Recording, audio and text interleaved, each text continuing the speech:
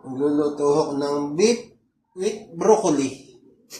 Unahin ko muna ang buong beef. Pero hinilagyan ko ng toyo.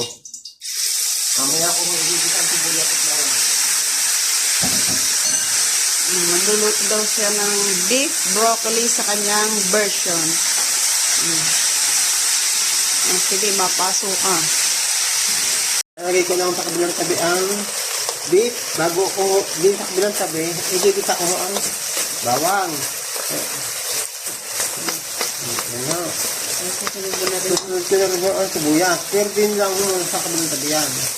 Ari ko yung tubig ang loob, niluglugan ko. Dahil paubos na ang oyster sauce. Pero may isa pa naman ng bago. Yan. Pagka ganito na ho ang hitsura, pwede natin ho ilagay ang broccoli. Ang broccoli ay binabad mo muna sa Tubig na malamig ho, pero ari pinakulong ko ng konti. hotcook na ho yun. Tapos nilagyan niyo na Para ho fresh ka ang pagkagulay pa rin. Pagka may halbos tips na pa ilagay sa pala. hilo. May Pwede tips. namilo. Para daw krokante. Yan, hindi ng krokante. Para daw Pagka preso niya, hindi maalis.